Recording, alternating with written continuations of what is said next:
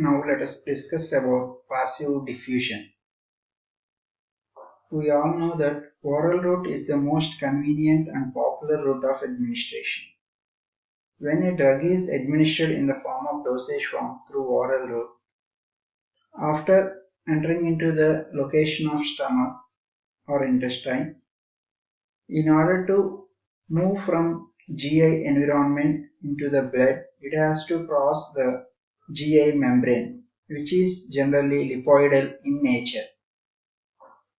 It follows different mechanisms like passive diffusion, pore transport, facilitated diffusion, active transport, ion pair transport, pinocytosis, endocytosis, receptor based, etc.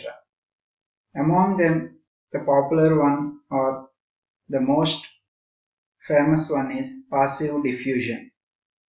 Now let us talk about this passive diffusion. This passive diffusion is also called as non-ionic diffusion because non-ionic drugs or unionized drugs are preferred to follow this passive diffusion. It is nothing but the process of diffusion of drug molecules from high concentration area to low concentration area until an equilibrium is achieved. And most of the drugs, around 90% of the drugs, follow this drug transport process. The pictorial representation of passive diffusion, where the drug molecules are moving from high concentration region to a low concentration region through the plasma membrane, which is actually lipoidal in nature.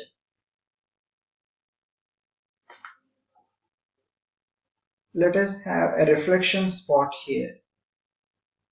What may be the driving force we can expect that is present behind the passive diffusion? So please pause the video here a moment and write your expected answer on a paper or type in a Word file. So let's pause the video. Yes, welcome back. Now you could have expressed your thoughts in a Word file or on a paper. Now let us see what is the exact driving force behind this passive diffusion. The driving force behind this process is nothing but the concentration gradient or electrochemical gradient. That means a difference in the concentration on either side of the cell membrane. And how these molecules will move means simply they depend on the kinetic energy.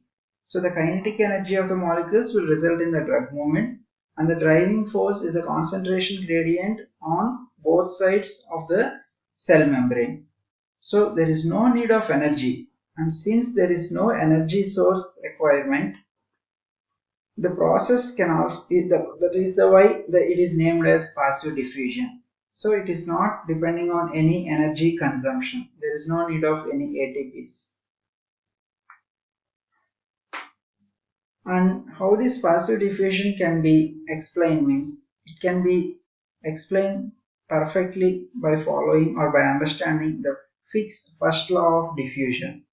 We are all familiar with the Fick's first law, which is nothing but dq by dt is equal to d into A into K m by W into C GIT minus C plasma divided by H. Now, by seeing this equation, let us see what are the parameters we can understand.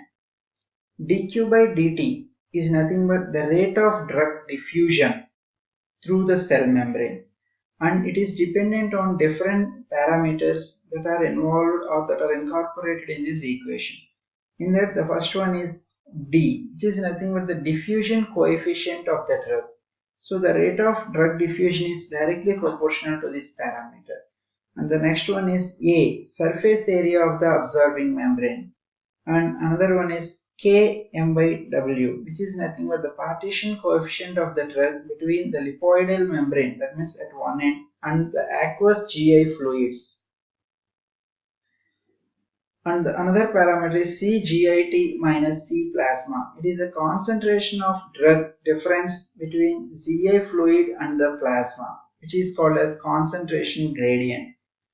And finally, the parameter H is called as thickness of the membrane, which is inversely proportional to the rate of drug diffusion.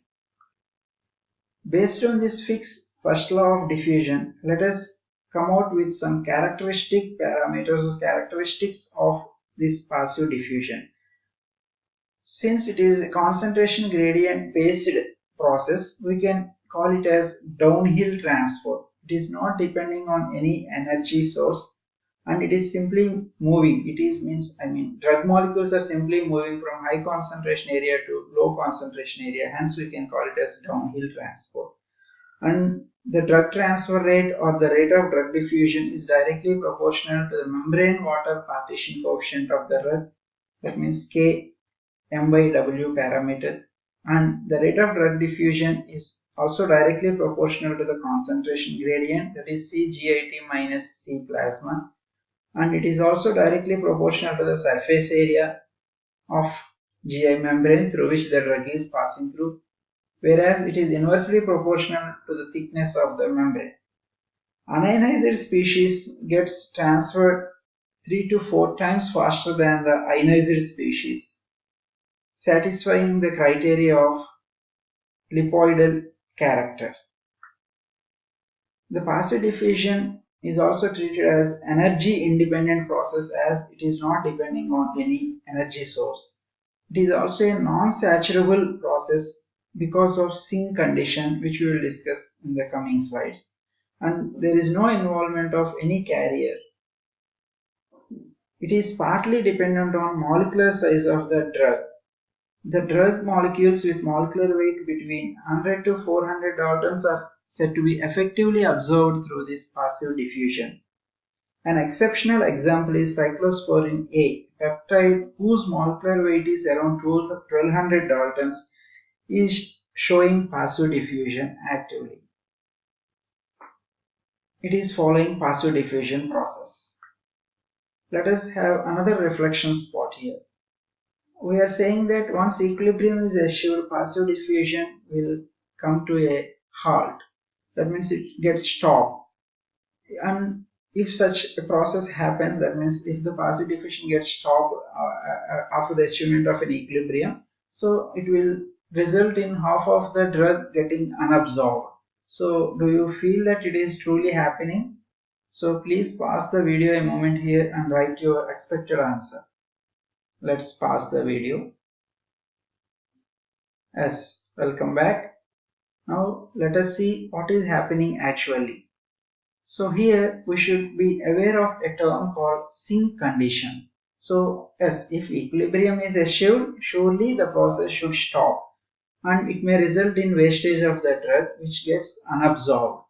But it is not happening in reality. So why? Because means there is a scenario called sink condition which will always create a situation where the concentration of drug in CGIT, the concentration of drug in GIT treated as CGIT will be multiple times or many times greater than the concentration of drug in plasma. How is it possible? Means whatever the drug that gets absorbed from GIT towards plasma, it will be continuously swept away by the circulation of blood. Hence, every time the concentration of drug in GIT will be more than the concentration of drug in plasma. So these are some of the references for the discussed topic passive diffusion. Thank you.